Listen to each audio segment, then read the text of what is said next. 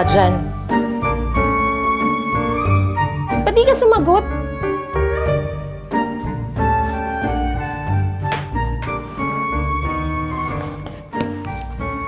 Ano?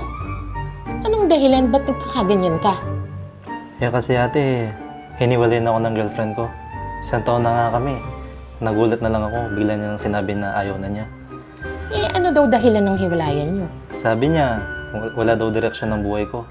Di naman ako nang bababae. Seryoso ka ba sa kanya? Oo ate, seryoso ako. Gustong gusto ko na nga siyang pakasalan. Seryoso ka?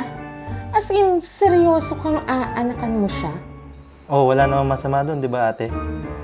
Nagmamahal lang kayo. Di matik yun. Magkaanak kayo, pagkasal na kayo. Alam mo ba ang malaking dahilan ng hiwalayan nyo yung wala kang trabaho at tamad ka? Ate, yung in-applyan kong trabaho, di naman parehas sa tinapos ko. At saka, kung maganda yung trabaho na yun, darating din yun. Hoy, Totoy, makinig kang mabuti sa sasabihin ko. Seryoso kang aasawahin mo yung babae pero wala ka namang trabaho? Anong ipapakain mo dun? Ni wala ka ngang trabaho. Ni pambili ng sapatos wala ka nga. Hindi ka seryosong magpamilya. Seryoso kang magpasarap. Hindi komo kapatid kita, kakampihan kita.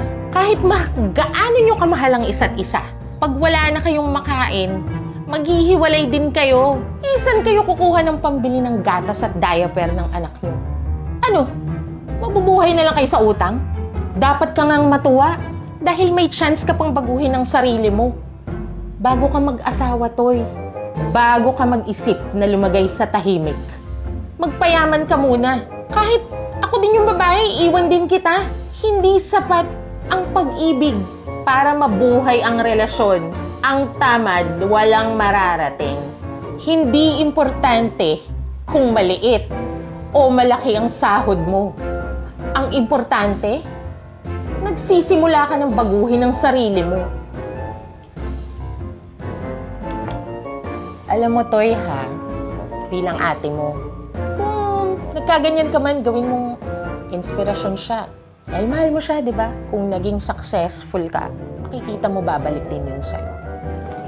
Pero kung hindi, at least, nabago mo yung sarili mo, di ba?